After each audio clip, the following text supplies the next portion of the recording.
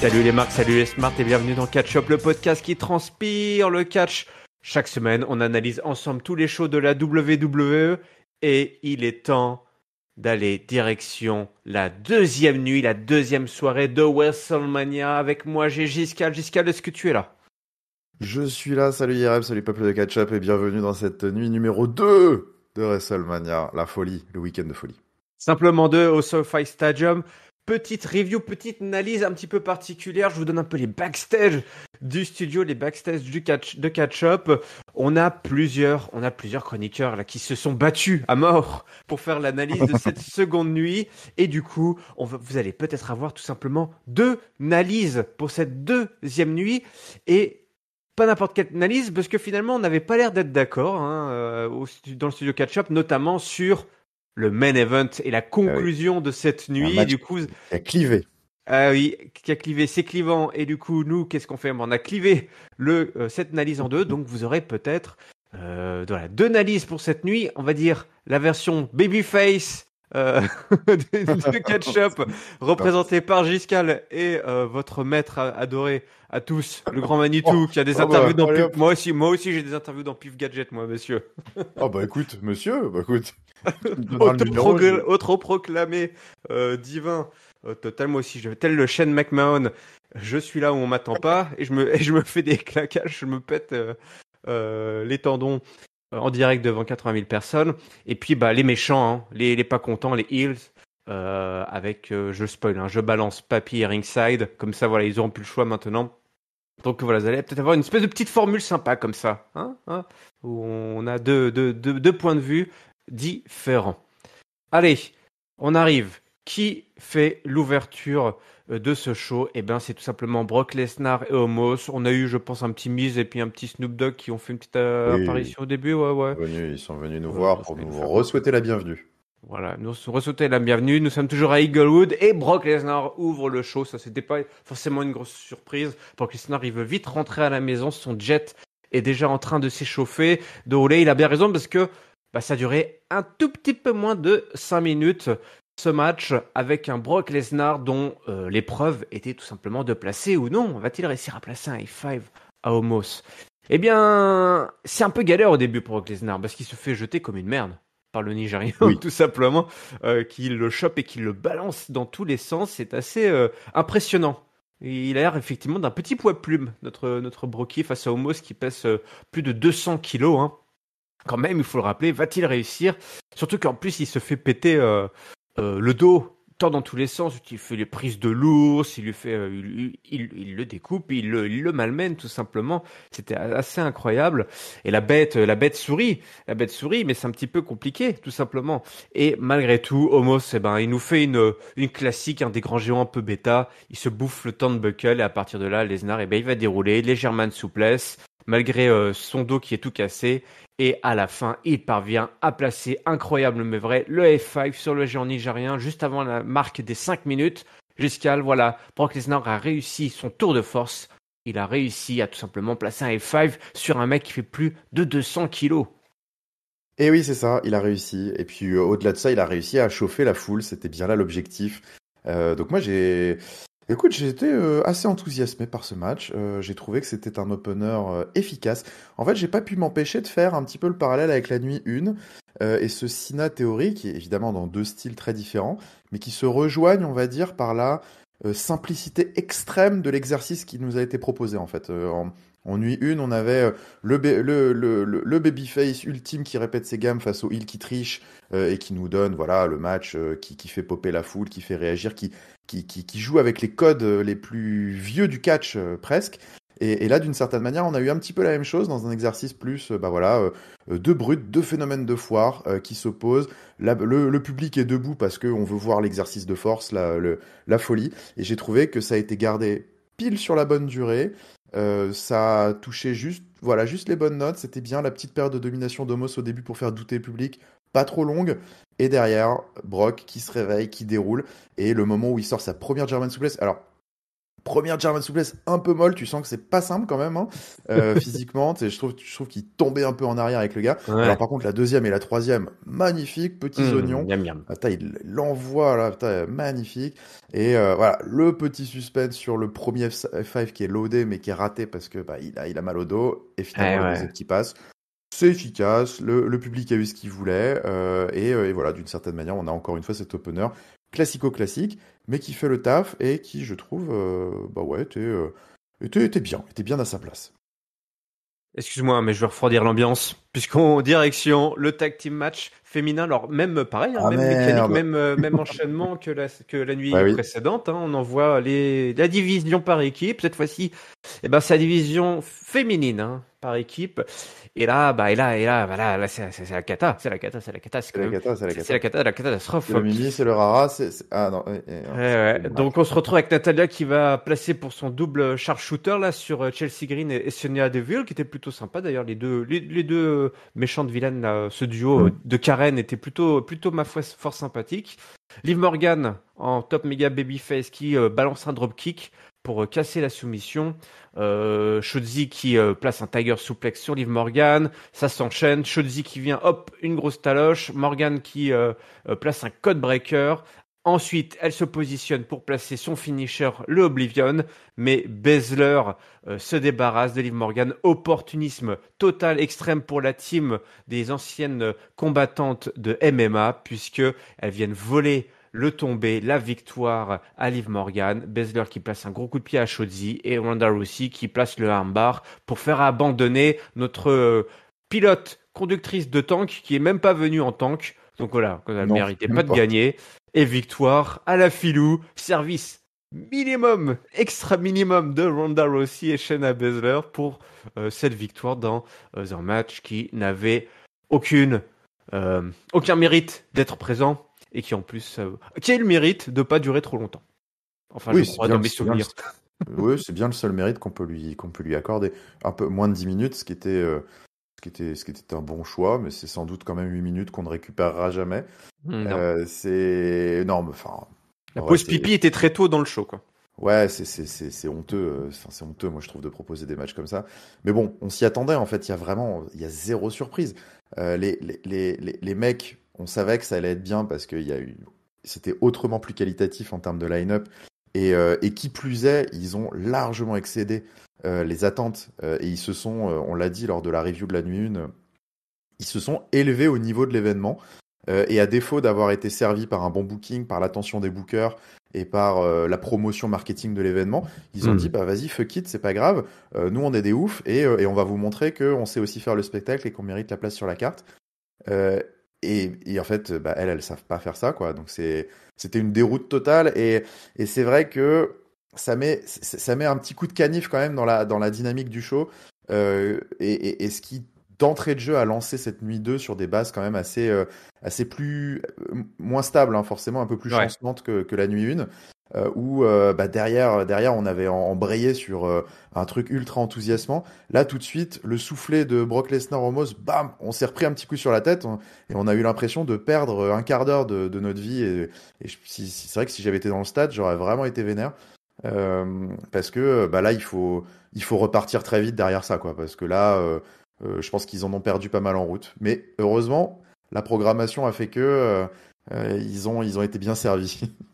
Ouais, ils ont été effectivement voilà. Derrière, ça s'enchaînait quand même avec cette fois-ci un gros match. Mais avant ça, on a eu notre petit Bobby Lashley qui est arrivé sur la scène avec Oui, son petit trophée, enfin son grand oui. trophée, mais à côté de Bobby, il a l'air tout petit. André le géant pour célébrer sa victoire et là, il est reparti. Il est reparti, rien eu, y a rien eu pour Bobby et ça m'a rendu triste, mec. Ça m'a rendu triste. Ah Ah là, bah je ça suis m'a rendu. d'accord, ouais, Ah, ça m'a fait je de la suis, peine. quand je l'ai vu au début, je dis ah ouais, il voulait dire un petit truc. Il y a genre LA Knight va arriver, il va l'attaquer. Je Hmm. sais, mais oui. Et puis l'autre, il va le démonter et il va le lancer dans les marches d'escalier. Tu sais, on va avoir un gros spot avec ces fameux Ouais, escaliers. exactement. Je m'attendais vraiment à un truc. Et bah non, il est Et juste non, venu rien faire du tout. coucou. Ouais. Voilà. Puis alors, tu sentais que c'était sans conviction, hein. Il tapait Ah, l'air avec ses poings là, mais oh mais non, ça m'a fait mal c'était au cœur. dur, c'était dur. Limite, Ouais. j'ai en train de me dire, il a fallu même pas le faire ça parce qu'en fait, c'est pas forcément. Toi, c'est cruel en fait. C'est cruel. C'est cruel. Tu t'arrives devant 80 000 personnes et t'es là et le mec était triste. Hein. C'était la tristesse. Donc, À ce moment-là, il n'est pas bien, mon bon Giscal. Moi, je te le dis, hein. J'ai dit que c'était la review des Babyface qui voit tout bien, mais là, c'était dur. C'était dur. Ouais, c'était dur à ce moment-là. Bon, allez, on était récompensé avec de la viandasse, du gros morceau de gibier. Voilà, des hommes moites qui tapent sur de la viande moite, dégoulinante, puisque le titre intercontinental a été défendu ce soir par Gunther, qui a eu droit à une magnifique entrée par Ludwig Kaiser. Là, c'est pas lui, il a dû prendre son pied, là, Ludwig, hein, pour faire sa petite entrée Ah ouais. là. Ring General, Ring General, Gunther. Ça, c'était... Nonchalante. Ouais. Il a bien pris son temps, c'était sympa, une belle entrée avec Drew McIntyre et Sheamus qui vont donc tenter de faire tomber le champion intercontinental qui a en ligne de mire le record de durée de règne, hein, tout simplement, hein, détenu par le Honky Tonk Man. Donc, est-ce que le record va bientôt tomber? Bah, pour ça, il va falloir gagner ce match. Et pour gagner ce match, bah, va falloir distribuer des shops, va falloir frapper fort. Et c'est ce qui s'est passé, Giscal. Ils ont donné de leur personne. Ils ont fait don de leur corps à la science, là, je crois, ce soir. Fallait sortir Oui. les boules qui est, parce que ça résonnait, hein. Fallait les casques Et... anti-bruit pour les Ouais, enfants dans ouais. le stade. Ouais. Ça, c'est distribué très très fort. Et puis sur la fin, McIntyre qui place son futur choc DDT sur Gunther, qui se lance pour la Claymore, mais Gunther qui l'évite, qui lui place un gros dropkick. Gunther qui fait l'énorme powerbomb, mais ça va jusqu'à 2. Gunther ensuite, qu'est-ce qu'il fait? Ben, il monte, et Sheamus le chope et il le frappe. Le White Noise depuis la deuxième corde. Ça s'enchaîne avec le Celtic Cross sur Gunther. Ça, c'était magnifique aussi, la Ouais. voilà, old school Sheamus, là. Sheamus, il était en feu, de toute façon. Il nous a tout sorti ce soir. Et tout ça, là, c'est la fin du match. Mais entre-temps, c'était session de shop sur session de shop à Ouais. tir l'arigot. Dès qu'il y avait un temps mort, il n'y avait pas de temps mort. En fait, c'était dès qu'il y avait un temps mort, ils se foutaient des atamis dans la gueule et puis Mais c'est oui, incroyable. Le un peu de Cloverleaf souplesse. sur Gunther, mais Gunther qui résiste. Et McIntyre qui chope Sheamus pour le placer dans une prise de tête. Et là, Sheamus qui vire McIntyre du ring. Il est pas content. Sheamus qui lance un énorme Brock kick sur Gunther et qui le couvre. Mais là, voilà, les deux Eh frères. oui. Les deux frères, voilà. C'est pas comme Kevin Owens et Sami Zayn là ce soir. C'est deux frères qui se chamaillent, qui se battent pour Qui pour veulent leur gagner. jouet. Et ouais, Eh oui. oui, qui veulent gagner, exactement. Et donc il intervient et il stoppe le compte de 3.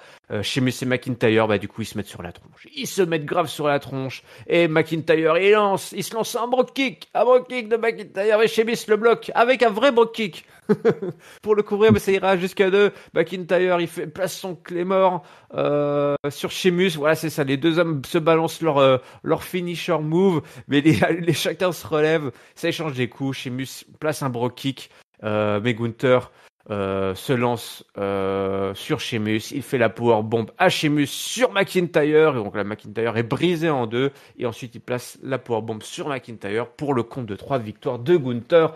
1, 2, 3, on ressort épuisé, on ressort, moi j'avais mal physiquement, alors que j'étais assis dans mon canapé. Ouais, c'est ça. On est vraiment dans la catégorie des matchs qui sont absolument épuisants à regarder. C'était moi je grimaçais à chaque atémie, à chaque chop là qui s'envoyait dans la tronche. Au bout de bon alors c'est l'avantage avec Sheamus, hein, c'est vrai que mais je pense qu'au bout de 3 minutes de match, même pas pour reprendre l'expression de Corey Graves, il y a le torse de Sheamus qui ressemble à de la viande de hamburger. Mais c'est vrai que il marque très très vite, c'est l'avantage. Et l'inconvénient pour lui, peut-être, je ne sais pas. Mais en tout cas, quel déballage de brutalité. C'était. Voilà, en fait, c'est parfait. C'est ces matchs on est dans la simplicité pure et dure. On se prend pas la tête. Ils avaient vendu que ce serait une bataille de gros cogneurs, et c'est ce qu'on a eu. Mais c'était quand même, quoi qu'il arrive, truffé de plein de petits bons moments. Tu les as tous cités, je pense. Je sais plus si tu as parlé du White Noise depuis la troisième corde aussi, qui Ouais, était, ouais. Un qui truc était dont j'ai pas parlé, c'est énorme. genre la trentaine de coups qu'il a Ouais, fait chez et ce Mus que j'allais dire, ouais, c'est les Beats sur of the Battle McIntyre. Drums, là, ouais, sur, Ouais. sur McIntyre, où on sait plus quand est-ce qu'il va s'arrêter. Le public est debout, genre au bout de 15, le public se lève, au bout de 20, ils hurlent, au bout de 25, ils perdent complètement leur esprit. Là, c'est la folie, et ça va jusqu'à 29, et la 30e, t'as McIntyre qui s'écroule, et il a même pas le temps de la porter. C'était incroyable. À noter, petit big up aussi à Titus O'Neil qui nous a fait le plaisir de rejoindre l'équipe des commentateurs Il pendant ce était match. sous, l'homme était Et sous. il était complètement bourré, je pense. Et autant il avait fait le showcase masculin la nuit dernière, mais donc là il a décalé un petit peu sa venue pour participer à celui-ci. Et j'ai trouvé que c'était très drôle parce que pendant tout le match, alors que lui pourtant c'est pareil, hein, c'est un gros costaud, hein. Il arrêtait pas de dire non mais jamais je ferai ça de ma vie, c'est des malades et tout. C'est des fous.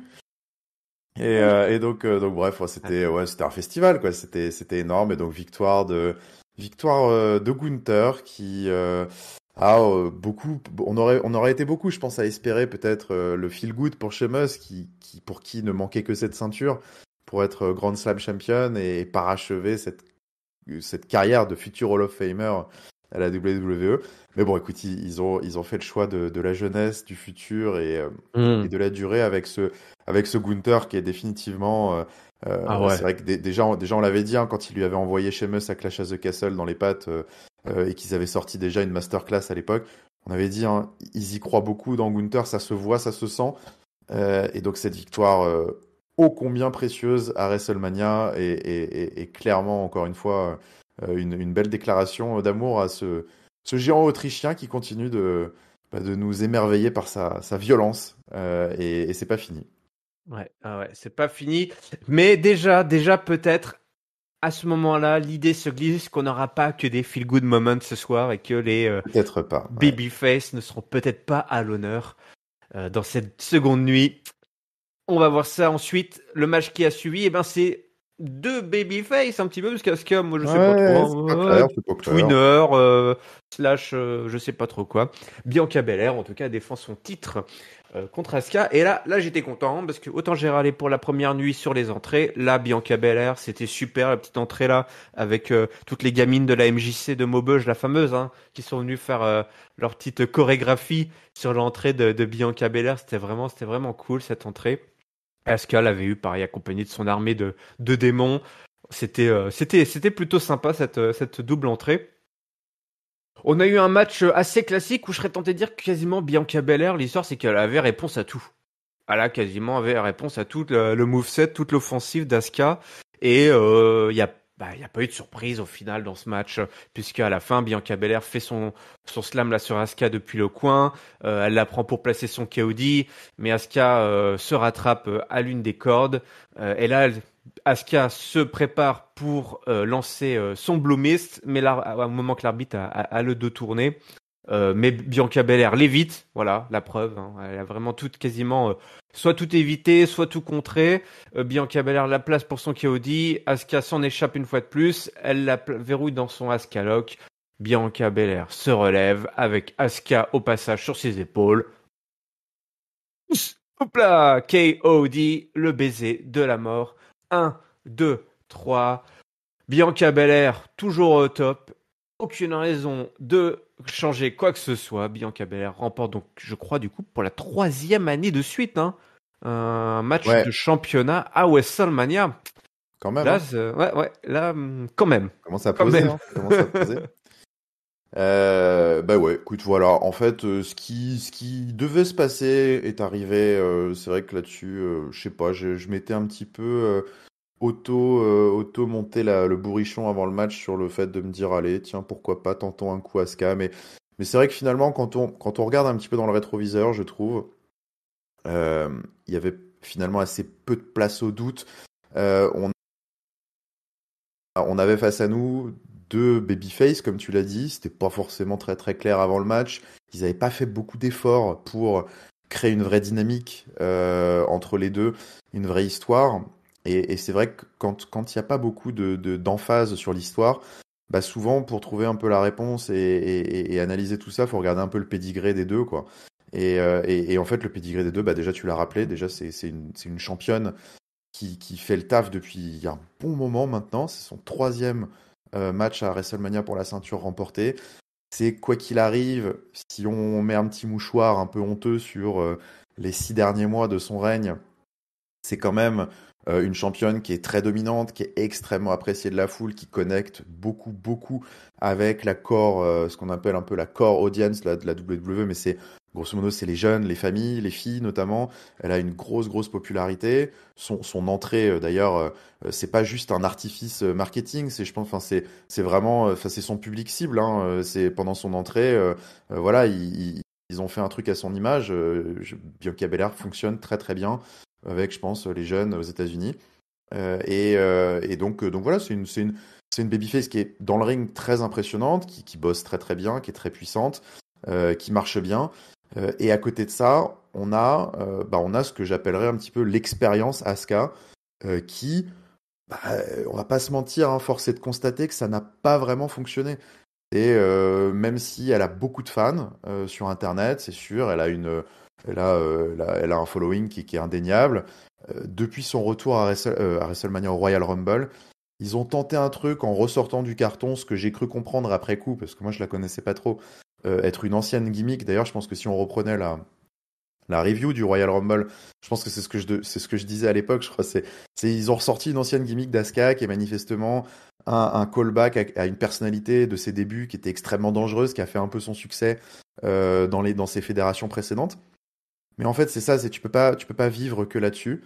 Et d'une certaine manière, que ce soit les bookers, elle, toujours compliqué de savoir où se porte le poids de la charge dans ces cas-là, mais il y a forcément aussi une part de responsabilité sur Asuka. Bah, force est de constater que sur ces 3-4 derniers mois, enfin sur ces 3 mois, elle n'a pas vraiment réussi à faire vivre cette gimmick à la WWE. Ça n'est resté qu'un maquillage, hein. Et il n'y a pas vraiment eu de changement dans son attitude, dans son catch. Rien hormis les commentaires de Corey Graves complètement ébahis à chaque fois qu'Asuka arrive. C'est la catcheuse la plus dangereuse, c'est la version la plus dangereuse d'Asuka qu'on ait jamais vue. Mais en fait, à part Corey Graves qui nous le dit, moi personnellement, je l'ai jamais vu dans le ring. Il n'y a jamais eu de réaction de ouf à Asuka depuis qu'elle a changé de gimmick. Et c'est d'ailleurs, voilà, il n'y a pas eu non plus de réaction de ouf à WrestleMania. Et donc, bah voilà, en fait, ce qui devait arriver est arrivé. Elle s'est heurtée au mur Bianca Belair, auquel plein d'autres avant elle se sont heurtés. Et parce qu'elle était sans doute pas prête et qu'elle n'a pas non plus fait un boulot qui a permis au booker et à la direction de la WWE de se dire, je vais investir sur Asuka et ça va être elle la championne. Donc je suis pas fondamentalement surpris. Après, le constat que je tire, il fait vraiment très négatif pour Asuka, mais c'est pas non plus ce que je veux retirer. Parce que, au final, moi, j'ai trouvé qu'on a eu un super match. Pas au niveau de Rhea Charlotte, mais un super match de championnat pour WrestleMania, qui était tout à fait au niveau de l'événement. Et Asuka est une formidable catcheuse, il n'y a pas de problème là-dessus. Mais voilà, la logique a été respectée pour moi. Oui, voilà, c'est ça. C'est ça. La logique a été respectée, un petit peu le statu quo, quoi, mais qui est un bon statu quo dans le sens où tu l'as décrit très bien. On a une championne dominante, appréciée par les fans. Il y avait des chants hein, pour les deux pendant le match malgré tout. Tu Ouais, vois, à un moment donné, tu as eu un petit chant à c'est Asuka équilibré, hein. versus voilà, Bianca, c'était équilibré. Après, on a WrestleMania, il y a aussi un public voilà, il y avait les deux publics. Toi, WrestleMania, c'est toujours très, ça brasse. C'est la croisée des chemins entre les marques, Voilà. les smart. Eh Ouais. ouais, donc tu as toujours des choses un petit peu particulières. Hein. D'ailleurs, le Roux du lendemain a aussi cette réputation-là. Mais Oui. n'en parlons pas maintenant, Oh. parce que les choses changent aussi dans la vie. Il faut savoir évoluer. Mais toujours est-il que voilà, effectivement, il y avait finalement peu de raisons valides de faire gagner Asuka et encore moins de faire perdre Bianca Belair. C'est plus Malgré tout, ça, ouais. ouais, Ouais. voilà, c'est Mm. ça. Il y avait Mm. pas de raison de la faire perdre là. Il y avait pas l'histoire, il y avait pas, on Ça n'était méritait pas. pas. Mm. Non, non, non, non, non, non. Mais bon, malgré tout, elle aurait essayé de nous offrir un match tout à fait correct. Mais voilà, une fois de plus, les jauges sont un peu moins hautes hein, que la veille, mon Bourgiscal. À Ah, et chaque, on est un petit peu en dessous. t'as un effet miroir à chaque fois. Hein, le match des filles, le match des T'es obligé tag de team. comparer, hein. C'est le Hein. côté des deux nuits, c'est le jeu, hein. Allez, bon, alors là, c'est pareil. Alors, tu vas me dire, là, on va comparer du coup la séquence du bise, hein, parce qu'on a eu le bise, pareil, il y a un effet Ah bah miroir. alors là, La veille, c'était Pat McAfee et George Kittle qui en avaient eu après le pauvre Miz. Voilà, le retour de Pat McAfee m'avait pas forcément bouleversé, mais là, il s'est passé quelque chose. Il faut mieux en rire qu'en pleurer, hein, je pense, puisqu'on se ah retrouve bah donc oui, avec le là, Miz et oui. Snoop Dogg. Alors, le Miz, d'ailleurs, je pensais qu'il allait revenir avec une petite, je sais pas, un bras dans le plâtre, ou je sais pas, un peu blessé bon, peut-être pas un bras dans le plâtre, mais voilà, quelques échymoses, je ne sais pas. Mais il a été surtout blessé dans son orgueil, le Miz. Bah Il s'est oui. senti trahi par Snoop Doggy Dogg, qui l'a abandonné, et surtout, parce qu'il s'est retrouvé dans une situation impossible, dans laquelle il s'est retrouvé à un match 2 contre 1 face à Pat McAfee et George Kittle. Qu'est-ce que c'est ce bordel? Et du coup, un petit peu, ça s'embrouille. Et puis, donc, il en veut à Snoop Dogg d'avoir été un peu l'instigateur, d'avoir laissé passer tout ça. Et l'autre il dit ah, excuse-moi et puis ça commence à vraiment s'embrouiller et du coup Snoop Dogg il lui dit ouais my bad en fait my bad c'est pas genre je m'excuse c'était my bad regarde voilà je suis venu avec un poteau et là qui c'est qui débarque sorti du diable au Vauvert sorti de nulle part Shane McMahon Ouais. got Alors ça, je m'y money attendais money pas, money hein. money alors Ouais. moi non plus on s'y attendait pas Alors, mais pas alors, du tout, hein. ouais bah je pense que le ring non plus s'y attendait pas parce que le ring n'était pas prêt pour Shane McMahon Non, personne n'était prêt. alors, moi, un truc que je ne comprendrai jamais, tu vois, pour la peine, c'est ce mec a une pop à vie, tu vois, peu importe ce qu'il va faire, peu Ouais, importe c'est incroyable. Ah, C'est vrai que c'est incroyable. j'ai Ouais. l'impression que là, je suis complètement déconnecté du public, particulièrement du public américain, je ne sais pas, mais Shane Ouais, je sais O'Mac, pas. il a une pop de dingue, alors que, enfin, des fois, le En fait, public est très dur avec, ah, avec oui, des ouais, t'as babyface raison. méritants, des mecs, et là, Shane O'Mac, mais c'est ce genre de mec, on lui pardonne tout, en fait. On lui pardonne J'ai tout. l'impression, ouais. Et puis peut-être que tu vois, les gens se disent, d'une certaine manière à raison, d'ailleurs, on va pouvoir en parler, mais que quand il y a Shane McMahon, il se passe toujours un truc. Tu vois, genre, ça va être C'est vrai. bon, ça va être mauvais, tu peux être sûr qu'il va y avoir une dinguerie, tu vois. Et donc peut-être que c'est ça aussi qui fait que dès C'est que tu vrai. entends sa musique, tu te dis, tu te frottes les mains et tu sais, tu te penches en arrière dans ton siège, tu te dis pop pop. Alors C'est le point de vas-y, bascule. qu'est-ce qui va nous sortir? Ah bah il va se sortir lui-même, tout simplement. Il va sortir les genoux puisque alors le mec il arrive en courant. Donc vas-y, ça s'ambiance. Allez, petit match avec le Bon, Miz. déjà, il est mort quand il arrive dans le ring, il est Ah, il fait sa mort. danse. Bah oui, il fait sa danse. Déjà oui, alors faut dire la rampe c'est la même que la veille, hein. Donc elle est très longue et très Oui. haute. Voilà. Donc il arrive, il fait sa petite danse. Ce qu'il aurait peut-être pas dû faire parce que je sais pas, c'était pas le bon échauffement là pour Shadow Mac où il aurait pu s'échauffer un peu plus. Le match commence et ça se lance et puis il commence à se lancer pour faire un leapfrog et puis il se C'est le relève pas le drame. mec. Ouais. Enfin si il se relève une fois puis il retombe. Et c'est le Ouais. drame. Petit Il moment se de rend blanc compte, ouais. là. Le Miz Ouais. se demande qu'est-ce qui se passe. L'arbitre dit mais qu'est-ce qui se passe. On entend Shane O'Mac qui hurle à la mort, un visage décomposé de douleur. On comprendra plus tard qu'il disait I fucked up, I fucked up. J'ai merdé, j'ai merdé. C'est vrai, il disait ça ou pas? Ou tu Non, l'improvises? non, j'entends. Ouais, on m'a donné les scripts. Voilà, voilà, Ce serait via exceptionnel si. au téléphone, j'ai eu Ah, Vladimir au téléphone rouge, ah oui. les leaks, les chaînes leaks, les chaînes Papers, les McMahon Papers, et c'était dedans. Il a dit, je sais plus s'il a dit I fucked up ou I'm fucked up, mais bon, Ouais, peut-être. Ouais, je sais pas où, I c'est fucked un peu up les my deux. Hein. knee ou Il un a truc comme merdé, ça, ouais, je sais pas, ouais. ouais. Dans tous les cas, le mec, c'est quand même. Alors, c'est quoi? Il s'est déchiré Bah, justement, je sais les quoi? pas qu'est-ce qu'il s'est fait. Mais il fait Il les s'est fait quadrilles, mais un des les. deux, je crois. Ah ok, d'accord, c'est pas les croisés, parce qu'à un moment, je me suis demandé si c'était Non, il les s'est pas fait croisés. les ligaments. Mais ah ok, donc il s'est pété comme à la grande époque, quoi. Il Comme s'est son pété les père, en quadris. fait. Comme son Comme père, son quoi. Ouais. père, mais juste un des deux. Juste un des deux. Ok. Juste un des deux. Et du coup, dans ma tête, je peux pas m'empêcher d'imaginer Vince qui le revoit revenir, donc son fils, toi, Tupono, Ouais. et qui dit même pour ça, tu me déçois. T'as même pas été Ouais. foutu de te faire les deux, regarde, alors que moi je l'ai fait. Et puis en plus, Vince McMahon, quand il se l'est fait, il était resté dans le ring, il avait assumé jusqu'au bout. On se souvient, c'était Ouais. pendant le Rumble, là, il avait relancé le match et tout. Shane, il a Parce que complètement ouais. disparu, lui. Dans le Si au contexte. moment où il se fait les quadrilles, t'as la musique de Vince McMahon qui retentit et là tu le vois arriver, ouais, je pense que c'est le stade explose. Et là, on part d'une autre dimension. Bon, lui, il est parti dans une autre dimension, et du coup, Shed, on le reverra plus. Et là, là, c'est l'impro, et là, c'est les professionnels. Là, Là, c'est les c'est laissez place aux professionnels professionnels. de la Ouais. profession. Poussez-vous. Les Miz, chapeau aux Miz, chapeau à Snoop Dogg et à l'arbitre, Jessica, là, Ouais, Jessica qui, Carr, ouais. Ouais. qui ont improvisé, hein, et la petite oreillette, mais bon, ceux qui avaient la caméra braquée et les 80 000 personnes qui sont en train de se dire qu'est-ce qui se passe, et du coup on improvise, et c'est Snoop Dogg tout simplement qui s'auto-rajoute dans le match, et qui va coller de droite, plus un, franchement, le People Elbow le plus cool, je pense, depuis un Oh, bout de temps. c'était exceptionnel. Mais t'as vu comment il se projetait dans les cordes, les bras le long du corps comme une momie, là? C'était Comme un incroyable. bâton, un grand bâton de 2 Un mètres grand 10. bâton, un grand phasme, tu sais. Oui, c'est ça. Un Qui insecte. se Mais en plus, penchait dans les cordes comme ça. il retire ses lunettes et tout, là, avec ses yeux Oh, globuleux, là, avec ses yeux, avec les cernes sous les yeux, Ah ouais, les ouais. poches, là. Ah, c'est C'est-à-dire une qu'il a des catastrophe. depuis qu'il a 15 ans, hein, Snoop Dogg. Alors Ah ouais, imagine il maintenant devait qu'il être en a 60. tellement high as fuck. Ah ouais. Qui a dû probablement aider. De toute façon, tout le monde était high as fuck, c'était pas possible. De toute façon, C'était un moment on d'anthologie. aurait dû s'en douter quand D'anthologie. Titus O'Neil, on a entendu Titus O'Neil faire les commentaires lors de machin. Ouais. Il s'est passé, il y a des trucs qu'on tournait là entre Ouais. la soirée 1 et la soirée 2. Et donc 1, 2, 3, victoire de Snoop Dogg sur le Wiz qui enchaîne lui les défaites. Et puis bon, écoute. Moi, je dis Toi, bravo. on en rigole parce Ouais. que c'était quand même, what the fuck, qu'est-ce qui s'est passé?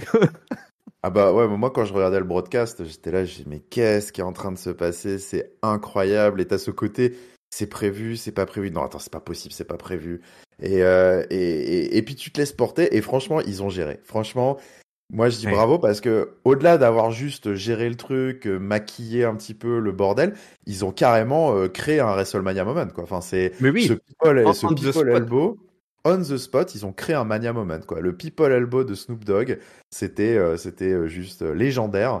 Donc bravo. Et je sais pas à qui revient la plus grande part du audible, comme ils disent aux États-Unis. Hein, c'est call an Hmm. audible.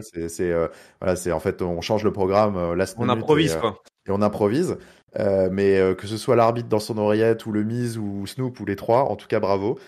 Parce que parce que voilà, d'une certaine manière, le but dans ces cas-là, c'est d'arriver à rester pro et de faire en sorte que le public présent sur place soit n'y voit que du feu, ou en tout cas, même s'ils y voient pas que du feu, qu'ils en sortent avec un petit truc à se mettre sous la dent et un divertissement. Et bah c'était ça quoi. Donc donc bravo, bravo. Ouais, bravo. Bon, mais voilà, à ce moment-là, le WrestleMania, la deuxième nuit est un peu jinxée, comme on dit. Hein. Là, on se dit, Ouais, c'est vrai que c'est les montagnes russes. Hein. C'est vraiment ouais, les montagnes russes. Ouais. ouais. Et puis, bah, ça va continuer, ça va continuer. Alors, je crois que à ce moment-là, il y a le Hall of Fame qui fait coucou, donc on fait petit coucou, Coucou. c'est sympa. Et on arrive, la cage descend. Alors, un match sponsorisé par un film d'horreur, c'était assez bizarre avec Russell Crowe, je crois, qui fait la vidéo. Ouais, Bon, ouais, c'est un peu chelou. C'était vraiment bizarre parce qu'il balance. En fait, t'avais la promo du film. En fait, il y avait tellement de matchs sponsorisés que des fois, tu savais plus trop si c'était vraiment ouais, le inclus dans le package match ou si c'était vidéo. de la Ouais, etc. promo. Qu'est-ce qui se passe? C'est un peu bizarre. Tout est bizarre, de toute façon, ce soir. Et y compris dans ce match de l'enfer. Alors, super entrée de Edge. Par contre, ah bon, Ouais, carré. Hein. voilà. Je dirais que c'est le truc que je trouverais mieux de cette part. Enfin voilà, on fait l'effet miroir et autant pour la première nuit, les entrées, c'était pas ouf.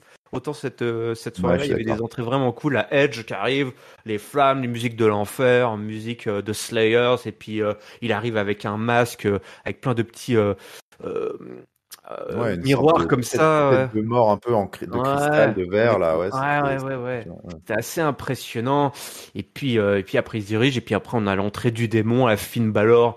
Alors, c'était un petit peu plus cheap, j'ai trouvé, Finn Balor, mais bon, c'était quand même Ouais. sympathique. Il arrive avec ses fumigènes violets et tout. Bon, c'était un petit peu moins, voilà, je trouve un petit peu moins, ils étaient un petit peu lèges. C'était pas sa meilleure entrée du Ouais. démon, je suis d'accord, d'un point de vue maquillage, casque, mise en scène et tout. Par contre, j'ai trouvé quand même que le rendu de la musique et de l'entrée de Finn Balor Ah oui. avec tu sais, l'éclairage du stade sur 80 000 personnes quand tu le filmes de dos avec le stade derrière lui, là. Ouais. Ça, c'est quand même, visuellement, c'est fort, quoi. Enfin, Ouais. je trouve que c'était un moment fort de son entrée.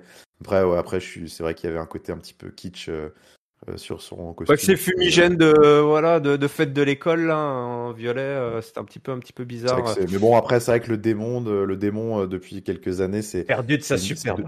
c'est devenu un petit peu édulcoré. Tu sens que c'est un petit peu plus kids-friendly, quoi. Donc, Ouais, bah carrément kids friendly. D'ailleurs, c'est tellement kids friendly qu'ils ont peint, ils ont mis des chaises rouges, des chaises violettes, des kendo sticks rouges, des kendo sticks. Ah, c'était un peu bizarre ouais. parce que alors, ils ont décoloré la Le cage, cage, hein, ouais, hein, ce qui est donc une ça, bonne la chose, cage est j'ai trouvé. redevenue noire.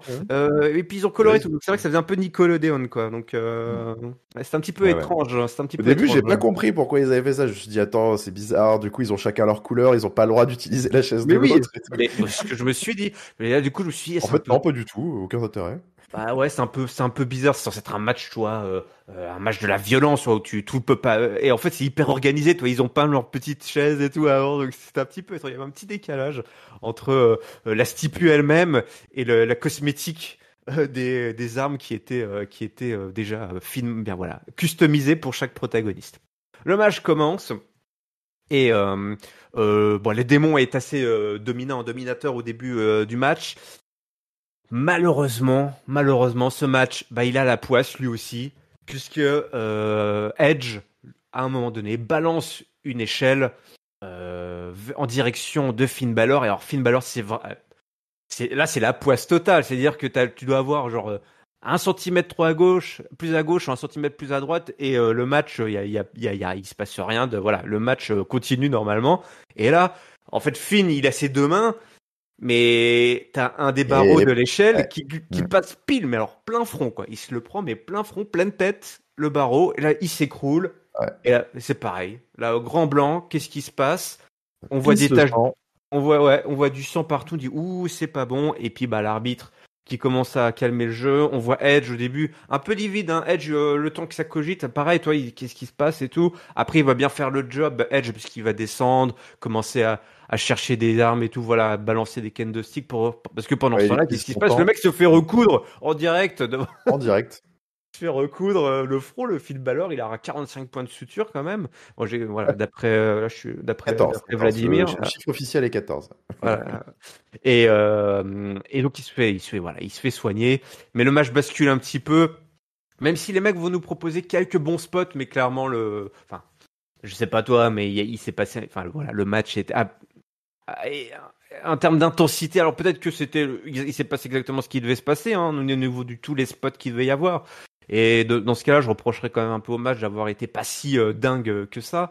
Du coup, on a donc ce coup d'échelle qui arrive, et puis on a Balor qui place la table et qui place Edge sur la table, qui lui sort donc le coup de grâce, mais il passe à travers la table.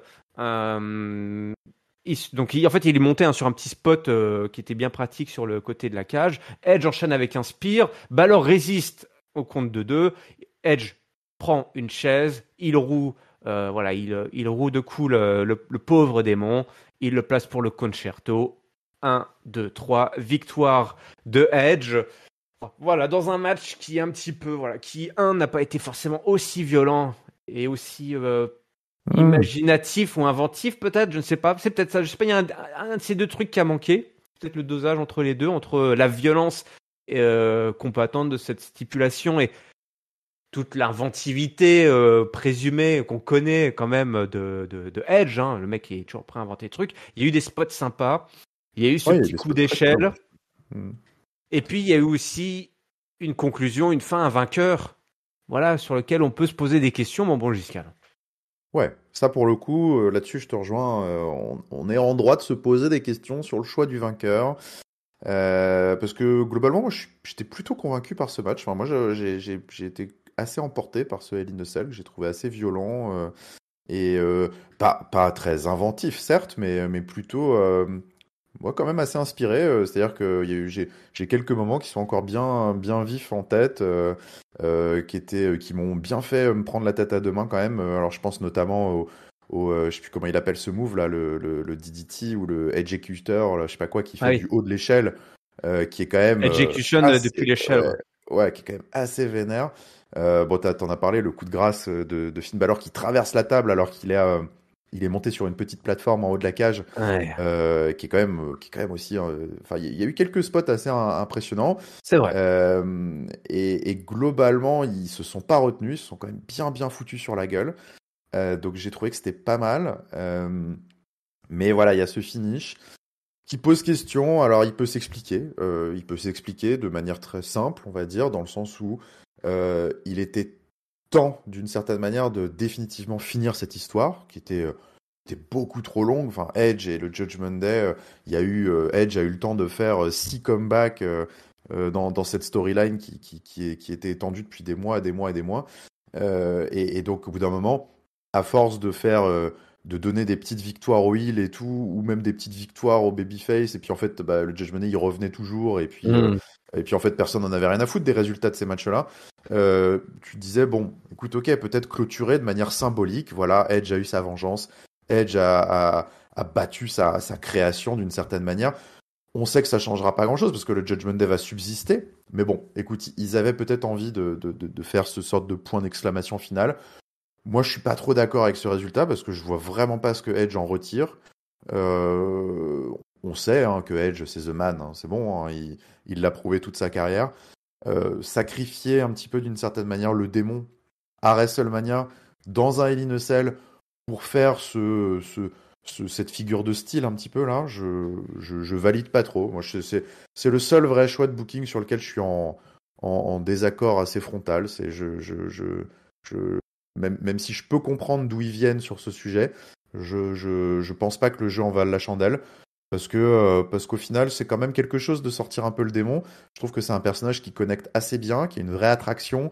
Euh, et qui aurait mérité d'être un petit peu plus protégé en prenant une victoire qui aurait vraiment pas fait de mal à Edge et puis qui aurait pu servir au Judgment Day derrière. Donc voilà, écoute, ce résultat est un petit peu décevant. Mais par contre, moi j'étais globalement assez emballé pendant tout le match, sans doute plus que toi manifestement, mais ouais, moi j'ai eu ma dose de violence et de spot un peu vénère qui a pas mal tranché avec le reste du show, quoi. Donc c'était original. Ah oui, oui. Après, voilà, moi, je suis peut-être plus insensible. Il m'en faut toujours plus, moi, tu sais, jusqu'à il faut plus d'horreur. Voilà, des corps démembrés Ouais, et ce genre quand de ils ont choses. recousu Bellord, tu Ah appelais au ouais, bien sang. sûr, moi, je Ouais, mettais bah oui, sur pause. bah oui, bah oui. Arrêt sur image, arrêt sur image. Non, non, après, voilà. Un match tout à fait solide avec, tu l'as dit, Spot, je suis peut-être un petit peu difficile. Je m'attendais à un petit peu plus de choses. Je me suis été un peu bien ambiancé et je suis d'accord avec toi sur le résultat, sur cette conclusion, sur ce choix de vainqueur. C'est ça, en fait, tu peux comprendre pourquoi ils l'ont choisi, mais voilà, voilà, tu peux pas t'empêcher de dire, ah, mais quand Je peux même, comprendre, mais t'es pas d'accord. Voilà. voilà, c'est ça, t'es pas d'accord, on est pas d'accord, voilà, exactement. Allez, là, par contre, est-ce qu'on va être d'accord ou pas d'accord? Peut-être que toi et moi, on sera d'accord, mais je crois on est les seuls à être Ah, pas d'accord d'accord. entre nous. Ouais. On est deux. Si vous cherchez deux suiveurs de la WWE d'accord avec ce qui s'est passé en conclusion de ce WrestleMania nuit 2, eh ben vous les avez là, vous les entendez, ils sont dans vos oreilles, ils vous chatouillent les tympans, ils vous titillent la boîte à miel. Main event, Cody Rhodes versus Roman Reigns. Alors, Cody Rhodes, grosse entrée, Roman Reigns, grosse entrée avec des pianos, même si j'ai pas très bien compris, là, ça a manqué, il a manqué un petit lien entre, ils ont tous joué du piano, là, c'était l'orchestre, là. Alors, il y avait le chef Ah ouais, d'orchestre moi la je trouve veille, là, il y avait le piano extra derrière. comme trait. C'était super, super, super. J'aurais aimé qu'un petit point de bascule, bah, un peu comme avec l'entrée des Usos, en fait, que tout d'un coup, ils se mettent à jouer hein, les premières notes, toi, le motif sonore du thème de Roman Reigns. Et qu'après, Ils bam, ont tu joué. envoies. Ils ont Ah joué bon? le motif du. Ah bah, il faut que tu réécoutes alors. Ah bah, faut que je Attends. réécoute. Faut que je Bah, il réécoute. faut que tu Alors, voilà, réécoutes. je demande la Ah VAR, non, je demande la VAR. ils ont Ah joué bon? le début du thème de Roman Reigns, c'est ça qui était dingue. Ah ouais, bah écoute, moi j'ai Ouais. l'impression que c'était complètement autre chose. Bah toi, je titille tellement les cages à miel des autres que je prends pas soin de la mienne. Voilà. Donc il va falloir Ah peut-être que non. je faut relever mes bouchons que j'avais mis pour tout à l'heure pour je sais plus quoi qu'il fallait mettre. Ah oui, pour le match intercontinental. Cody Rhodes versus Roman Reigns, accompagné de Solo Sikoa, le plus grand main event de l'histoire de WrestleMania, le top babyface contre le top heel de la compagnie. Cody Rhodes qui arrive avec une entrée en héros. Hein. Voilà, il Ah arrive oui. en héros, il y a sa famille, c'est là. En plus, alors là, on commence déjà, sortez les oignons, il arrive, il a donné sa fameuse ceinture au fils de Brody Lee, Ouais. Luke Harper, hein, Moi, j'étais déjà euh, par terre à ce moment-là. Hein. C'était fini ouais, pour moi. Ouais, moi j'ai ouais, pas compris. C'est les commentaires qui font ah mais c'est le fils de Brody Lee, de Carper. Quoi? Enfin genre le mec, je croyais qu'il lui avait donné un contrat à la IDOB à ce gamin, toi.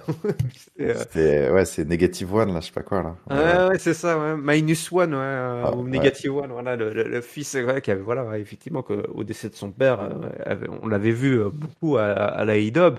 Et là, et puis, voilà, Cody Rhodes, c'était un des, quand Luke Harper était, Brody Lee était, John Huber, de ce nom d'état civil, était hospitalisé.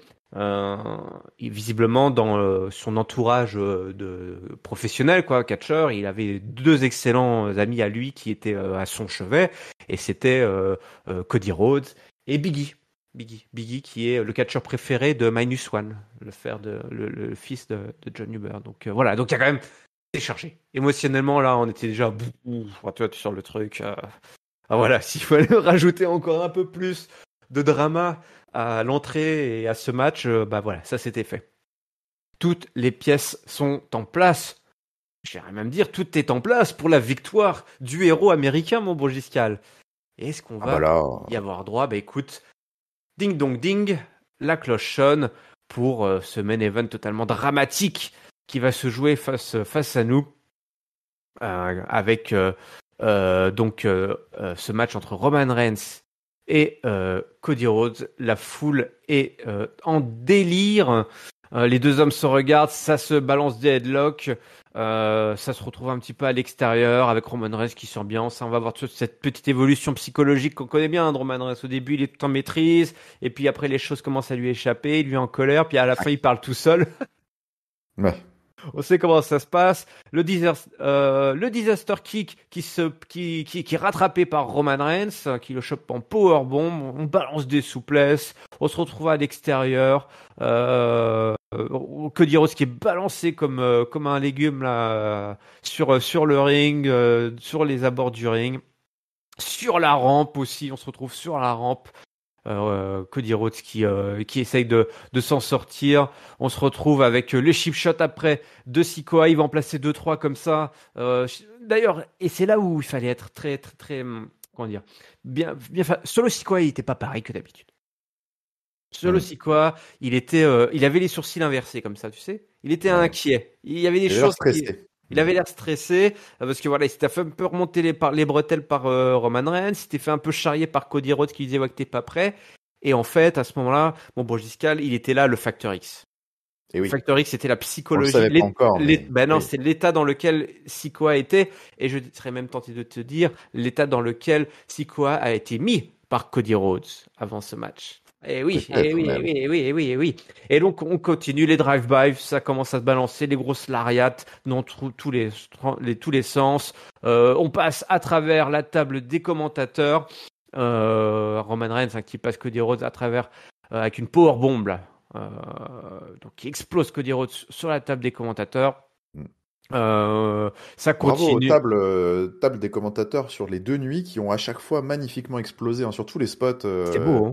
On a toujours pu compter sur la table des commentateurs sur ce week-end. C'était. Ouais. Elle se brisait aussi facilement que les quadrilles de chaîne. Les suicide dive, on a aussi le cutter de Cody, mais tout ça ne suffit pas.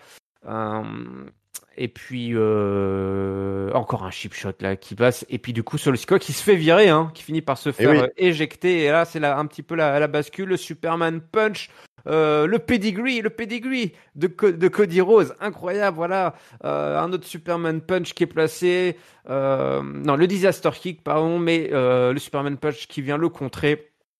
On se les compte de 2 là, la pression est insoutenable. Roman Reigns qui verrouille, parce qu'on a le figure fort aussi de Cody Rhodes. Il nous fait tout un hommage, un déroulé des grandes figures du catch, de ceux qui ont un petit peu bercé l'enfance de Cody Rhodes, parce que Triple H a bercé l'enfance de Cody Rhodes, il faut le dire. C'est un de ses papas, il a beaucoup de papas, Cody Rhodes. Et puis Triple H est le papa de tout le monde, donc comme ça c'est fait. Et puis Rhodes qui arrive à sortir de la guillotine, ça c'est assez incroyable là, qui arrive à sortir de la guillotine, et les Usos qui interviennent. Les Usos qui arrivent et qui placent le 1D sur Cody Rhodes. Et là c'est le bordel, et les sauveurs, c'était dans les pronos, c'était une des questions des pronostics. Keo et Sami Zayn qui viennent à cavalerie pour faire fuir les Usos. Et Zayn qui place Kevin Owens qui place un stunner sur Reigns, Zayn qui place un hell of a kick sur Reigns. C'est la folie à ce moment-là. C'est bon. C'est la folie là. C'est la folie. Moi j'en peux plus, je suis debout sur mon canapé là. L'arbitre qui revient 1, 2, non, simplement 2. C'est pas possible. On va jamais y arriver. Tout le monde est derrière. Rhodes qui évite le Superman Punch et qui nous fait, ça y est, l'hommage à son père, le Bionic Elbow. Voilà, c'est bon. Là, franchement, c'est le finish. On voit la ligne d'arrivée là. On voit la ligne d'arrivée. Il place 2 crossroads et il se prépare pour le 3e, mais la Poleman embrouille l'arbitre, et qui revoilà le Factor X, Solo Sikoa. Il a mis son hoodie, du coup il a passé tous les portiques de sécurité et il attaque Cody Rhodes. Roman Reigns en profite, il place son spear. 1, 2, 3, 34 minutes 31 secondes, la douche froide totale. s'abat sur les 80 000 personnes du SoFi Stadium. Le monde s'arrête. Le héros est Honnêtement, je vaincu. pense que c'est la plus grosse douche froide depuis la défaite de l'Undertaker, hein. Vraiment, Ah quand ouais. tu vois le gong, enfin le compte de 3, j'ai jamais vu autant de têtes comme ça, je pense. Parce que tout le monde y croyait, jusqu'à même toi, Et t'y oui. croyais. Ah mais j'étais complètement, mais j'étais sur le cul total. Je me suis revu, je te dis, devant la fin de la streak, je me prenais la tête à deux mains. Et c'est pas possible, c'est pas possible. Mais c'est ça qui est fantastique. C'est ça qui est, en fait, c'est ça qui est incroyable. C'est ça le catch. C'est tout le monde y croyait. On était là, on attendait. Vas-y, Cody. Et non. Et c'est ouf. Enfin, ce moment est incroyable. Moi, voilà, ce match est dingue. Ce match est dingue. Ce match est dingue. Moi déjà. Alors, je sais pas comment toi tu l'as vécu, mais personnellement. J'ai aucun mal à affirmer que c'est pour moi le main event. C'est mon main event préféré des deux nuits. Et c'est mon main event, même, enfin, je pense que c'est le plus gros main event de WrestleMania depuis que je me suis remis à regarder le catch. Pour la simple et bonne raison que j'ai jamais été autant investi, je pense, de la première minute à la dernière dans un match de catch. J'ai trouvé que c'était exceptionnel, l'ambiance de ce match, l'atmosphère de ce match. Depuis les entrées, tout était parfait en fait. Tu vois, t'en as parlé des entrées, cette entrée de héros de Cody Rhodes, qui était le prolongement parfait de ces semaines, de build-up de Cody Rhodes. Il va gagner, c'est sûr. Enfin, en fait, dès l'entrée, dès son entrée, tu sens qu'il va gagner. Le mec, il est là, le sourire, l'entrée, le public, les 80 000 personnes qui font le wow de sa chanson là. Déjà, ça te décolle les tympans. Après, il va filer sa petite ceinture au fils du défunt, ex-Luke Harper. Mais enfin, moi déjà, quand je dis que j'étais par terre, c'était vraiment, je déconne pas. Putain, je me suis dit, putain, j'avais les larmes aux yeux. J'ai dit, mais il est fantastique, Cody Rhodes. Mais occupe-toi de mes enfants, vas-y, sois le roi. Mais non, mais c'était exceptionnel. Enfin, c'est vraiment le héros américain. Là, il arrive. Moi, j'étais complètement, j'en pouvais plus. Et après ça, il t'envoie les pianos là, les pianos, mais avec, Du mais grand ça faisait, méchant, là. mais ouais, mais ça faisait musique de boss fight de jeux vidéo. Tu sais, c'est le combat final des jeux vidéo. Enfin, c'est vraiment la musique du grand méchant. Et puis après, il fait son entrée et les annonces, mais même les annonces. Ah, putain, alors déjà, big up. J'étais très content. Moi, je sais pas. Parfois, je fais des fixettes sur certains trucs. Alors, par exemple, Kevin Patrick, je le déteste et tout aux commentaires. Mais alors, s'il y en a une, j'en parle jamais, mais je l'adore. Je trouve que c'est la meilleure ring annonceuse que la WWE ait eu depuis Justin Roberts. C'est Samantha Irvin, qui est la ring annonceuse de SmackDown, et qui est, je trouve, alors celui de Raw est très bien aussi, hein, mais putain, elle est vraiment, mais elle est fantastique, je trouve, et j'étais tellement heureux que ce soit elle qui fasse le main event. D'ailleurs, c'est pas innocent, hein, c'est une très belle reconnaissance que ce soit elle qui a été choisie pour faire le main event, hein, parce que ce match n'avait aucune connotation SmackDown ou Raw, hein, donc c'était un très joli cadeau qu'ils lui ont fait, et un joli cadeau qu'ils ont fait à tout le monde, parce que j'ai trouvé elle a ajouté énormément à l'annonce des participants. C'était un grand moment.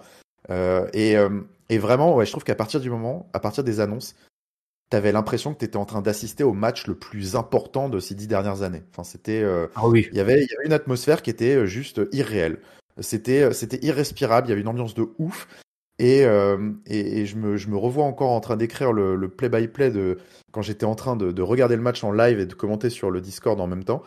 Et tout fonctionnait, en fait, tout fonctionnait, mais les trucs les plus basiques, c'est chaque coup de Cody Rhodes était accueilli par des vivas de la foule, chaque coup de Roman Reigns par les sifflets, la bronca, quand Cody Rhodes était dans une prise de soumission, les trucs les plus, le b.a.-ba du catch, hein, même, tu sais, le bras levé de Cody Rhodes par l'arbitre qui était maintenu en l'air et tout, d'un seul coup, pour des chinlocks de merde, enfin, tu sais, des trucs qui, évidemment que le match va pas s'arrêter là. Et pourtant, t'avais 81 000 personnes qui hurlaient de joie quand Cody Rhodes gardait son bras en l'air après un vieux chinlock pourri au milieu du ring au bout de 10 minutes. Enfin, tu vois, ça te raconte quand même des choses sur le degré de marquitude de tout le public dans le stade pour un match de catch. Et moi, j'étais pareil devant mon écran. C'était incroyable. Le moindre coup de la corde à linge, j'étais comme un dingue. Et puis après, quand la cavalerie arrive, le ref bump, Tu te dis, ça y est, c'est parti. Alors là, c'est festival, tu sabres le champagne. Tu te dis, ok, le rêve bum, ça va être la fiesta. Sortez les pom-pom girls, les pompons, parce que il va y en avoir partout. Et donc là, t'as les Housseaux qui arrivent, évidemment, la cavalerie. Et donc là, c'est le bordel et c'est la fiesta. Et tu te laisses porter. C'est WrestleMania, en fait. C'est vraiment, c'est le main event par excellence. Donc tu te laisses porter. Et là, le nearfall de porc de Roman Reigns qui est depuis John Cena, depuis mon héros, je pense celui qui maîtrise le mieux les Ouais, ouais. nearfall à 2,99 parce que celle-là, elle était quand même hallucinante. Et je pense à ce moment-là, je disais, ce match est en train de m'enlever de l'espérance de vie parce que, enfin, moi, j'en pouvais plus. Et donc là, tu te dis, tu sais, tu redéroules le match, tu essaies de reprendre tes esprits, tu dis, ok, Solo est parti, les Usos sont partis, la Bloodline, en fait, est en train de disparaître sous nos yeux. Il ne reste plus que Paul Heyman.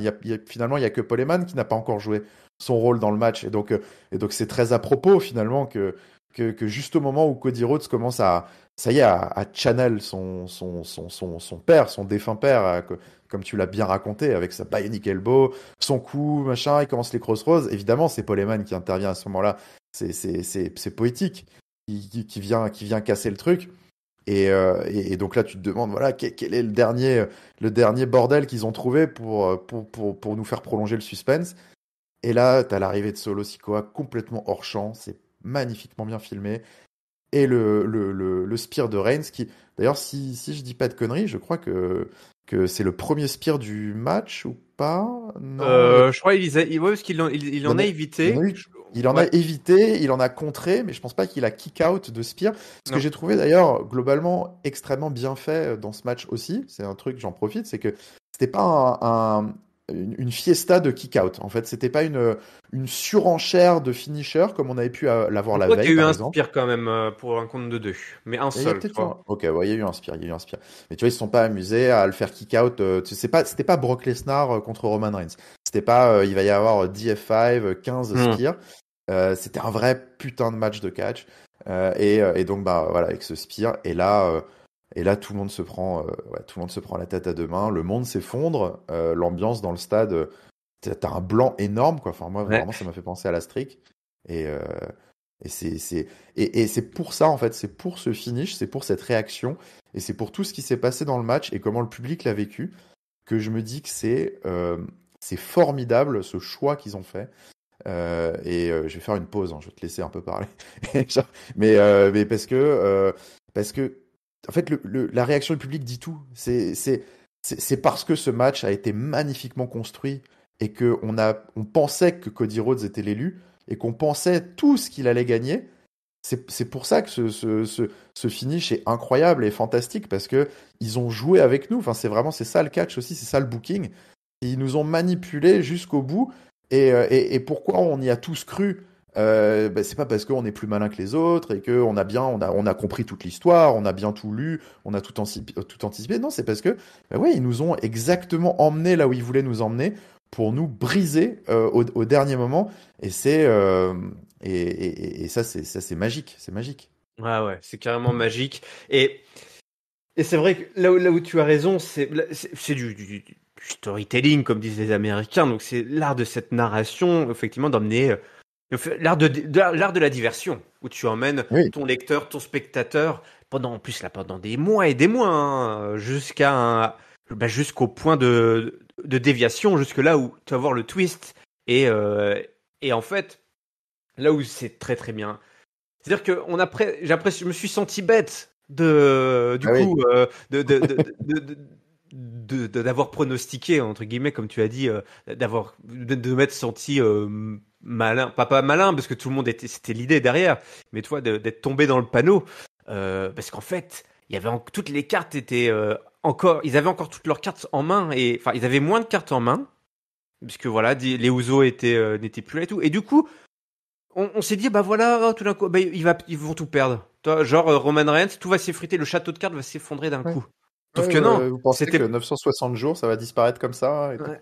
Sauf que non. Ouais. Et ce que j'ai aimé, ce que je disais avec Solo Sikoa, c'est quoi j'ai vu Solo Sikoa, son visage était différent. Je lui dis, mais il y a un truc qui se trame avec Solo Sikoa, il y a encore un truc qu'on n'a pas vu.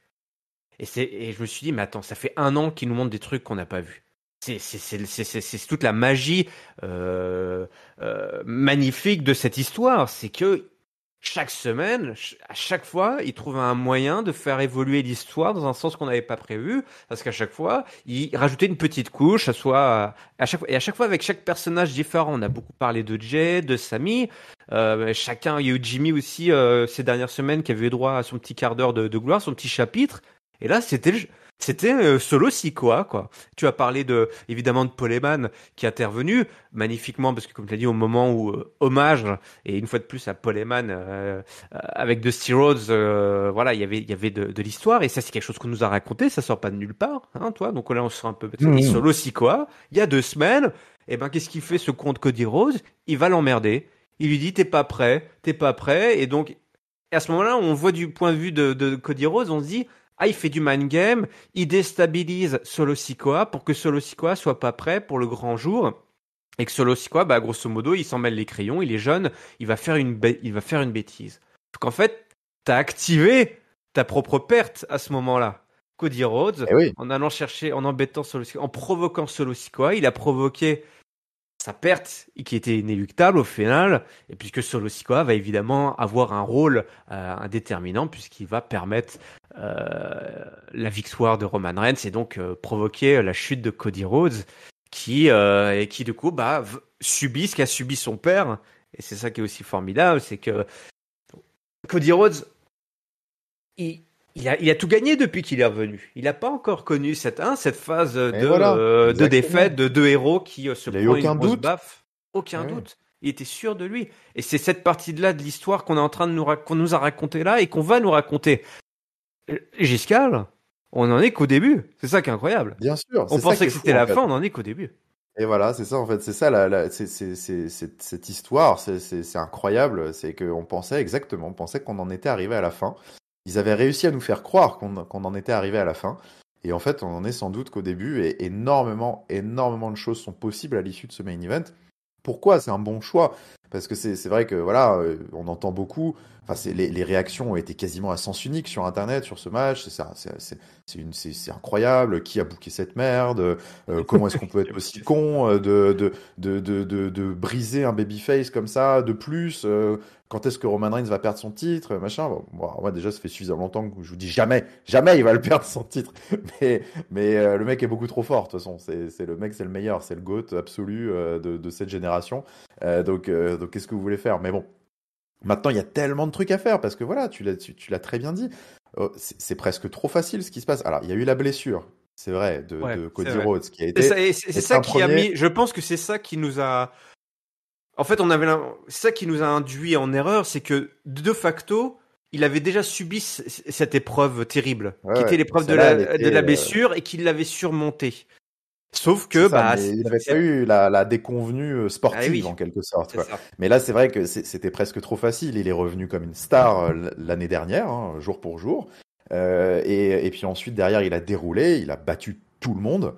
Il a eu cette blessure qui l'a gardé loin des rings, mais qui l'a fait revenir au Royal Rumble tel un héros, Encore plus tel le fort. sauveur, tel le sauveur de la WWE. Et puis ensuite, il est arrivé. Et puis, on a vu depuis mi-janvier jusqu'à maintenant cette lente ascension, quasiment ce push linéaire. On en a parlé, hein, semaine après semaine, review après review à catch-up. C'est-à-dire, mais c'est fou. C'est quoi ce chemin pavé d'or, c'est avec les petites colombes qui le suivent et tout. Enfin, c'est fantastique. Il y va tout droit. C'est presque Les trop beau. enfants qui lui tiennent la Mais oui, main. c'est ça. Les enfants qui lui tiennent la main, qui chantent, la chorale. Enfin, c'est incroyable. On voyait le public qui, semaine après semaine, chantait de plus en plus fort son theme song et ses victoires qui étaient de mieux en mieux accueillies et tout. Enfin, c'était presque trop facile. Et le truc, c'est que, enfin voilà, moi je reste convaincu de ça et je suis sûr, enfin voilà, si on pouvait rentrer dans des émissions, un comptoir du catch peut-être là-dessus, mais sur des histoires de babyface et tout, il y en a eu, mais c'est des dizaines par le passé, mais qu'est-ce qui marche bien dans une histoire de babyface? C'est la quête. C'est la quête et le sacre ultime est évidemment important, mais surtout c'est tout le cheminement, c'est toute l'histoire qui va faire que le babyface va atteindre son but. Et après, une fois qu'il l'a atteint, d'une certaine manière, c'est terminé. Il y a plus et dans l'histoire de Cody Rhodes, avec son passif, toute la connexion de sa famille à la WWE. Il y a énormément plus d'argent, parce que s'il faut tout rapporter à l'argent, mais il y a beaucoup plus d'argent et d'histoires et de choses à raconter et à faire avec la quête de Cody Rhodes que ensuite son règne. Et donc, ils auraient été fous, je pense, de ne pas prolonger cette quête. Et c'est là où, évidemment, je m'en veux un petit peu, mais bon, j'ai été comme tout le monde, j'ai marqué. Mais c'est vrai que je pense que si on reprenait pas mal d'extraits de reviews de pay-per-view de l'année dernière et même des awards de l'année dernière et tout, où je disais que Cody Rhodes, non, il va échouer à WrestleMania et il gagnera à WrestleMania 40 parce qu'il faut qu'il ait ce coup de massue terrible, cet échec qu'a connu son père et que lui aussi il passe par les mêmes épreuves et qu'il se reconstruise, qu'il reparte de tout en bas et qu'il écrive son histoire, pas qu'il prolonge celle de son père, qu'il écrive son histoire à la WWE et qu'il aille écrire le nom des Rhodes tout en haut de la montagne, mais qu'il l'aura fait justement en étant passé par toutes les émotions et en étant passé par le fond du gouffre. Et donc, bah voilà, là, il est tombé dedans, la tête la première, il suffit de voir sa tête quand la cloche a sonné et après, à la fin du match où il se prend la tête à deux mains, tu vois, il y a un visuel terrible, tu vois son regard. Il dit je suis désolé. Hein. Ouais, il dit je suis désolé. Mais en fait, et voilà, et il va repartir tellement plus fort et ce sera tellement plus beau. Et c'est ça qu'il faut, je pense, c'est ça qu'il faut voir dans cet échec. Et puis c'est surtout qu'après pour la Bloodline, il y a encore, tu l'as dit, tellement de trucs à faire. Les Usos qui ont perdu, Roman Reigns qui a gagné grâce à Solo. Maintenant, qu'est-ce qui va se passer? Est-ce qu'ils vont enfin justement prendre leur distance des Usos? Il va dire, bah, en fait, finalement, j'ai pas besoin d'eux pour gagner. Ce qui va permettre aussi de clore aussi un petit peu le chapitre avec Sami Zayn et Kevin Owens. Et peut-être que justement, le roi Roman Reigns finira par pécher par orgueil et dire, et à s'isoler de lui-même parce qu'il va dire, mais en fait, j'ai besoin de personne. Et peut-être que voilà, il y a des pistes à jouer et que là-dessus, donc il y a tellement de trucs à faire. Cody Rhodes n'est évidemment pas mort, bien au contraire, il va renaître et c'est fantastique. On est reparti encore, je pense, pour une année monstrueuse. Là, on est parti pour un an, ça c'est clair. Voilà, c'est presque le Cody Rhodes qu'on a connu, qui était un peu le prolongement du Cody Rhodes qu'on avait connu avant qu'il parte de la WWE, en fait, qui est l'ancien Cody Rhodes. C'était une espèce de sublimation de ce Cody Rhodes là. Voilà, il disparaît, il va devoir renaître de ses cendres, comme tu l'as dit. Il a échoué là où son père a échoué. C'est incroyable, c'est une magnifique histoire. Oui. Et nous sommes là pour aider les gens à se rendre bien compte que le fils échoue là où le père a échoué. Maintenant, l'histoire, ça va être, est-ce que le fils va réussir là où le père a échoué? Et ça, et voilà, l'histoire commence, ça y est. accrochez-vous, parce que et c'est là où tu l'avais dit, je crois sur le Discord, les scénaristes, les bookers ont porté leurs couilles, hein. Ils ont des balls quand même monstrueux, parce que là, ils se sont mis dans un coin là et ils ont mis la barre encore plus haut. Ils se lancent le défi de leur vie, là, les scénaristes et les bookers, parce que va falloir y aller maintenant. Va falloir assumer et aller jusqu'au bout et nous raconter cette histoire avec autant de talent et de subtilité et de richesse que l'année qui vient de s'écouler pour pouvoir nous amener jusqu'à. Voilà, moi je sais pas, moi j'écoute des podcasts de catch, d'autres en cachette et de gens que j'apprécie, mais des fois je me tapais la tête. Les mecs sont là en train de se dire, mais alors Cody Rhodes visiblement c'est pas le gars, c'est pas Zigai, donc c'est qui alors qui va battre Roman Reigns? Et vas-y que ça te commence à faire la liste. On te parle de Bobby Lashley, on te parle de, mais je dis mais vous êtes complètement fou, vous êtes complètement. Vous avez rien compris. C'est comme si tu partais genre tu t'arrives, si tu regardes Le Seigneur des Anneaux et puis tu t'arrêtes au premier film, quoi. Oh bah non, machin il est mort, là, ils se sont tous séparés, oh non c'est nul, qui va sauver, qui va brûler l'anneau là. Le mec, tu te barres du ciné, quoi, alors que le film a à peine commencé. Non, croyez en votre héros, parce que si nous on n'y croit pas, pourquoi lui il y croirait? Mais donc, oui, exactement. Ouais, là c'est la chute. Tu sais, tu encourages. Ton héros est tombé, tu l'encourages à se relever. Tu vas pas, t'es pas là déjà à dire alors suivant. Non. Ça c'est le comportement de fan qu'il ne faut pas avoir. T'es un supporter, tu encourages ton équipe, tu encourages ton héros, encore plus fort dans Exactement. les moments Et il y a de, fort de, à de doute et parier, de ouais, défaite. voilà, il y a fort à parier que là, ouais, la Cody Rhodes, je pense, sur les prochains mois, il va en prendre plein la gueule. Ah ouais, faites bien. Et c'est sans doute. Et du coup, ça me met encore plus en joie, pas que Cody Rhodes en prenne plein la gueule, mais c'est parce que du coup, maintenant, j'ai ce petit pay-per-view dans 3 mois à Londres que j'ai dans mon viseur, là, qu'on a tous dans notre viseur. Et je me dis que maintenant, il peut se passer quelques petites dingueries qui n'étaient pas forcément du tout anticipées à l'époque quand on a pris nos places. Et ouais, ça va être une année intéressante. Il faut pas lâcher Cody. Faut pas Il faut lâcher pas Cody. lâcher Cody. C'est pour lui, c'est sûr, c'est pour lui. Hein. Vous inquiétez pas, ce sera Ah pour lui. oui. Mais ils nous ont bien eu. Et la facilité, ça aurait été les cotillons, la fanfare et hop hop hop et c'est le feel good et tout. Et c'est fini. Et puis après ça, voilà. So what? C'est fini. Cette masterclass, cette masterpiece aurait été terminée. Mais non, mais vous le savez pas encore, mais vous en voulez encore. Mhm. Et donc et je fais confiance à Triple H et ses copains pour nous en offrir encore. Mais en tout cas, ce qui est sûr, c'est que ce chapitre-là et ce main event-là, c'est des... S'ils auront du mal quand même à recréer des moments pareils, c'était vraiment exceptionnel.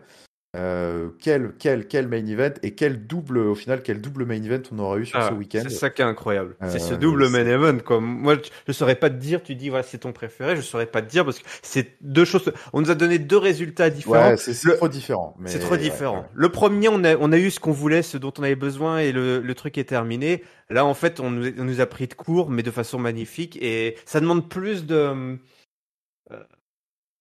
d'engagement en tant que spectateur.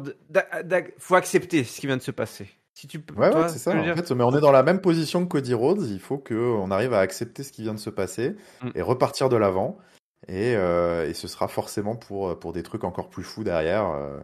C'est ce qu'on a toujours connu. Hein, donc, Bon, allez, ça va être l'heure de passer au mot de la fin. Voilà, on voulait vous parler de ce gros main event parce que voilà, catch-up, on n'est pas d'accord. J'espère vraiment que les autres loustiques vont vous apporter contre-argumenter, en particulier sur ce main event et sur tout ce qui nous attend, tout ce sur lequel on peut se projeter. Nous, voilà, on voit une belle année. Voilà, il y aura un peu moins de colombes et d'enfants qui tiendront la main de Cody Rhodes, mais il va réussir à nous. Voilà, l'objectif, c'est de nous proposer la suite de cette grande histoire qui ne fait que commencer. Bah nous, par contre, on a terminé. Du coup, c'est l'heure du mot de la fin, mon beau Giscard. Est-ce que tu veux bien nous partager ton flop et ta note pour cette deuxième nuit de WrestleMania numéro 39? eh ben, c'est parti. Allez, mon top. Hein. C'est bon, on a suffisamment palabré, mais comment ne pas donner le top à ce main event et à ce choc, cette douche froide, cette douche écossaise là, qui nous est tous tombé dessus sur les 80 000 Hmm. personnes et sur les centaines de milliers de téléspectateurs qui ont regardé cet événement. Mais un moment de magie, c'est ça. Pour moi, c'est exactement ça le catch. Hein. C'est des, c'est autant de moments d'émotion totale et de liesse que des coups de poing dans le ventre comme ça, qui Ouais. sont capables de te couper le souffle et de te dire mais pourquoi est-ce que j'ai autant marqué? C'est pas possible. Comment est-ce que j'ai pu me faire abuser comme ça? Mais quelle bande d'enfoirés et tout, et d'avoir envie de brancher la télé la semaine prochaine pour savoir ce qui va se passer. Donc bravo pour ce chef-d'œuvre supplémentaire. Mon flop, bah écoute, alors je le donnerai pas aux filles parce que là c'est vraiment l'ambulance cette semaine les filles hein, pour le coup. Ouais. Contrairement à la veille où c'était quand même des nanas d'un autre calibre qui m'avaient déçu. Mais alors, à qui tu Donc vas le c'est pas donner? l'ambulance, donc mon flop ce sera bah écoute ce sera pour ce choix d'avoir fait perdre le démon qui est vraiment Hmm.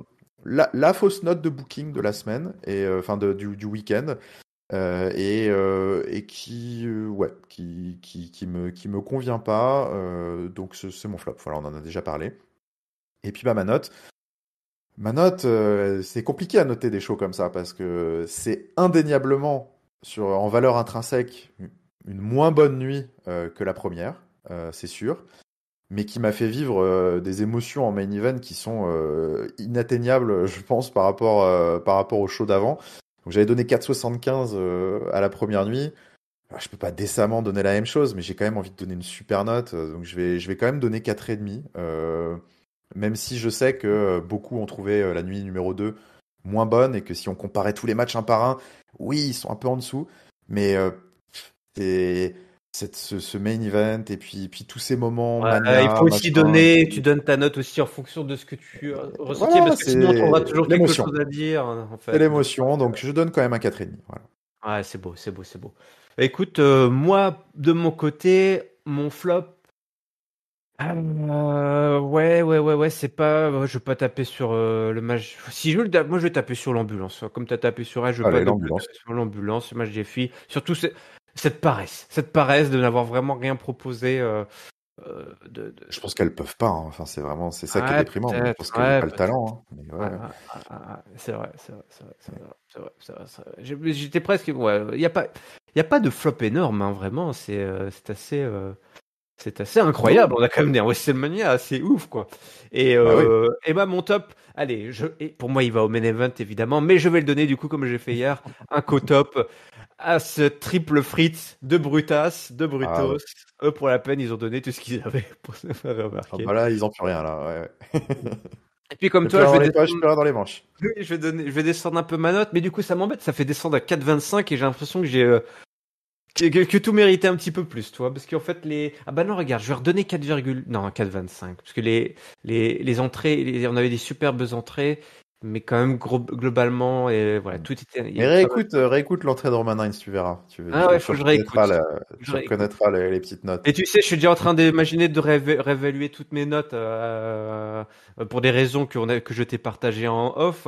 Je suis prêt à remettre un 5 à la nuit 1, donc C'est vrai, parce que c'est je me vrai. dis, finalement, la nuit 1 était complètement folle. Si tu donnes pas 5 à ça, à quoi tu donnes 5? Donc, Ouais, voilà. ouais, bah en effet. Euh, euh, Bon, voilà, c'est comme ça que s'achève notre analyse de Babyface content du main event et de la conclusion de ce WrestleMania. Heureux de cette Heureux, voilà, saison. heureux, bien heureux et impatient, surtout impatient de voir la suite. Et là, bah voilà, l'impatience sera récompensée ou pas dès l'Euro du lendemain. Catch-up, vous pouvez nous suivre sur toutes les plateformes habituelles de podcast, également sur YouTube, les Twitter, les Facebook, les Instagram, c'est les réseaux sociaux, c'est Catch-up CDC, le lien vers notre Discord est dans la description. Et là, Gisca, une pastille là en 5 minutes. Qu'est-ce qui s'est passé du côté des pronos? Parce que c'est aussi ça, c'est la cérémonie des Eh pronos, oui, le concours de pronostics qui c'est la remporte fin. qui est le maillot jaune à la fin de ce WrestleMania après un an de pronostics, qui a gagné cette session, qui Bah remporte écoutez, la ceinture Roll-Up Championship et qui conserve ou gagne le titre de champion du peuple des pronos de catch-up et remporte donc cette première session de pronostics. eh ben écoutez, c'est ce qui devait arriver arriva, hein. Je suis navré, mais c'est moi, hein, Ah, qui l'emporte. c'est drôle, le mec s'annonce. Et le pire, C'est c'est que je moi peux qui même pas lui dire l'emporte. non parce que c'est lui qui a gagné, quoi. Bah ouais, bah oui, mais bon, écoute, voilà, hein, bon, je partais avec quelques points d'avance sur cette dernière session Ouais, c'est dur et, d'aller. euh, il n'en a rien été. Mon perfect à la nuit 1 a fait, je pense, la différence. Donc je finis avec 150 points, Oh là tout là. rond au classement général. Alors attends, le classement a sauté, donc je suis en train de le rééditer. Ça y est, attention. Mais donc 150 et je crois que je suis suivi par Gino, si je ne dis pas de bêtises. Gino fini deuxième, incroyable. Es-tu bien Et sûr de ça? attends. Mais même si c'est pas vrai, comme ça au moins, hop, ça lui apprendra à être trop fan d'Asuka. Et donc tant pis pour lui. Attends, Bien je vais dit. avoir Roman Reigns. Voilà, on aura aussi. Et hop, voilà. C'est bon, c'est revenu. Voilà. Donc, si, c'est Gino qui finit avec Incroyable. 141 points. Mais c'est 141 incroyable. points deuxième. Tout sur cet homme. 141. Et oui, il a doublé Sully Perfect 10 Aïe, aïe, aïe, aïe, aïe. sur le Sur la dernière podium. journée. Sur la Oh, dernière journée, ils étaient égalité, mais il a marqué 2 points de plus. Et donc, Sully waouh. Perfect est troisième avec 139 points. Et IRM, tu es quatrième du général Oh avec là là, 131 points. au pied du podium. Ça, je savais pas. Tu m'annonces les résultats en direct. Je suis abattu. Abattu. 131 points, Ah, je me sens 131 comme un vieux points. Cody, un vulgaire Cody Rhodes, quoi. Voilà, Seb, 5e avec 130, Jericho, 6e avec 128. Et ensuite, on a Ringside, 7e avec Oh! 127. Ah, il s'en tire bien parce qu'il était dans le creux à un Il s'en moment. tire pas trop mal. Johanna, malheureusement, qui finit 8e, qui a perdu 3 places Ah sur là ce là là là. pay-per-view, et qui finit 8e avec 122 points. On a Franck, 9e, 121, et puis Chetty, 10e avec 118. On va Mhm. s'arrêter sur le top 10, vous pourrez retrouver Oui, tout oui. je suis sûr après derrière. Et donc bravo. Et sur la session, parce que moi j'aime bien faire les choses en grand, mais il s'avère que même sur la session, On a- c'est moi qui l'emporte aussi. on avait Puisque, aucune chance. Ok. puisque Ouais, je fais changer, 25 points. changer quelques points de règlement pour la prochaine Ouais, session. Donc, va falloir que vous trouviez quelque chose, mais peut-être une malheureusement, deuxième ligue, peut-être une autre ligue. peut-être une des deux. Et donc je fais le meilleur score sur la session et Papy fait le moins bon avec 7 points. Mais Ridicule. bravo à lui, puisque connaissant sa philosophie, faire aussi bas sous-entend qu'il a été en effet très perspicace. Euh, Bon, bah, merci à toi, Giscal. C'est pas mal, ça. Le champion qui s'annonce champion. Voilà. C'est comme ça, Ketchup. Voilà. On fait de l'ingérence totale. ouais. Donc je remets ma ceinture en jeu Ouais. dès le prochain pay-per-view, hein, donc Ah on ouais. compte sur Dès le vous. prochain pay-per-view. On compte sur vous puisqu'une nouvelle saison commencera au prochain pay-per-view. Bah, bravo. Bravo à toi, Giscal, et bravo à tous nos participants, parce qu'il y a eu quand même des petites remontadas, il y a eu des chutes, il y a eu des surprises. Donc c'était vraiment cool, cette session de prono. Bah, merci à toi, Giscal, pour cette deuxième nuit, deuxième analyse.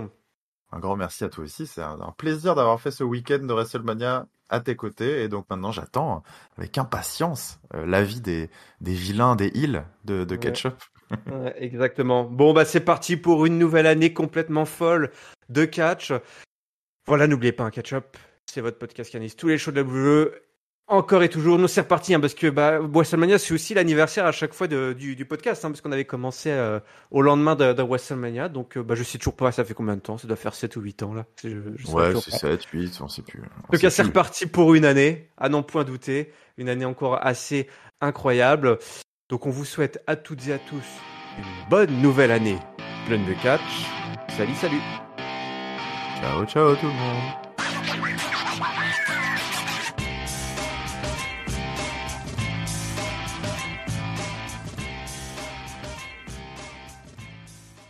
Je suis le roi du pronostic.